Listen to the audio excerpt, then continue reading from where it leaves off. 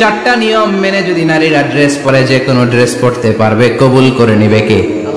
মায়েরা খেয়াল করে শুনেন, আপনাদের ড্রেস কেমন হবে?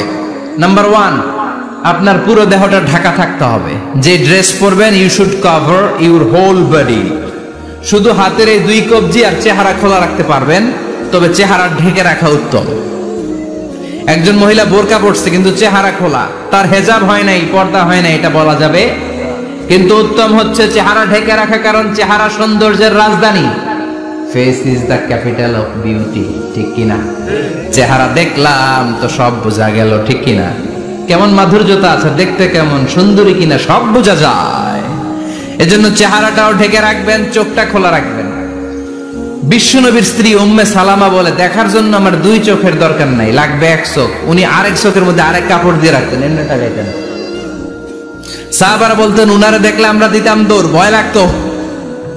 চোখ একটা দেখা যায় আর একটা খোলা, উনারে দেখে আমরা এদিক সেদিক পালিয়ে যেতাম।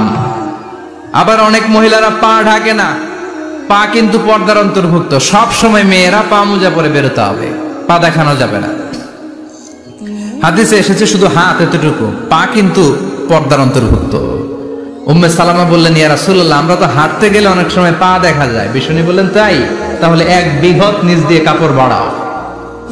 উম্মে সালামা বললেন, জোরে হাঁটলে তো তারপরও দেখা যাবে। বিষ্ণু বললেন, 1 হাত বাড়াও, ধুলাবালি সহ টানবা, তারপরও পায়ের 1 ইঞ্চি দেখানো যাবে। তাহলে ড্রেস কোডের প্রথম নিয়ম হচ্ছে পুরো দেহ ঢাকবেন। 2 নম্বরের নিয়ম, পোশাক ঢিলে ঢালা হবে না টাইট ফিটিং? আরো জোরে বলেন।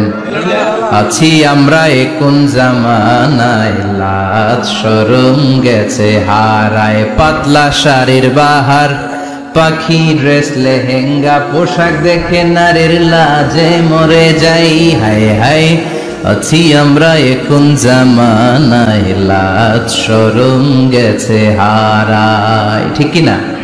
লাজ শরমের বালাই নেই।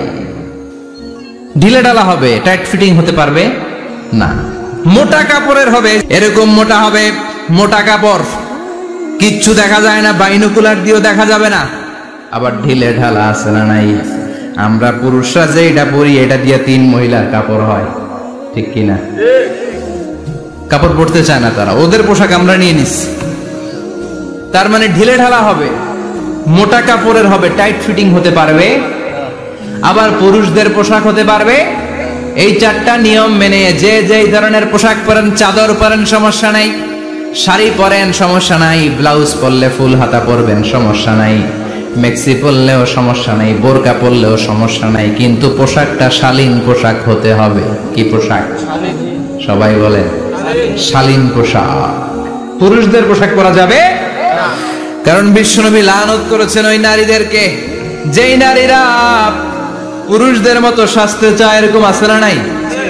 দেখলে বোঝা যায় না কোনটা ছেলে কোনটা মেয়ে, আছে না নাই? এক লোক, একটা গল্প শোনায় আপনাদের। এক লোক এক বাগানে গিয়েছে, যে দেখে বাগানে কিছু ছেলে মেয়ে খেলাধুলা করে, কিন্তু ছেলে মেয়েদের পোশাক দেখে বোঝার উপায় নাই কোনটা ছেলে কোনটা মেয়ে। শুনতেছেন? পোশাকের এমন দশা, কোনটা ছেলে কোনটা মেয়ে বোঝাই যায় না। আফসোস করে বলল, হায় রে, কেমন এদের মা বাবা, কেমন এদের আক্কেল, কি পোশাক তাদের পরিয়েছে, কোনটা ছেলে কোনটা মেয়ে বোঝাই যায় না। পাশে এক ভদ্রলোক বসা ছিল, রেগে মেগে আগুন, এই মিয়া সাবধানে কথা বলেন, জানেন এগুলো আমার সন্তান, আমার সন্তান এগুলো। লোক তো ভয় পেয়ে গেছে, তাই নাকি? ও, তাহলে আপনি এদের বাবা? এবার লোকটা রেগে মেগে বলে, আমি আপনার কি চোখ নেই, আমি বাবা হইতে যাবো কেন, আমি তো এদের মা। তার মানে কোনটা ছেলে কোনটা মেয়ে যেমনি বোঝা যায় না, কোনটা বাবা কোনটা মা এটাও বোঝা যায় না। এরকম আছে না নাই? ছেলেরা পরবে ছেলেদের পোশাক, মেয়েরা পরবে মেয়েদের পোশাক। চিল্লায় বলেন ঠিক কিনা?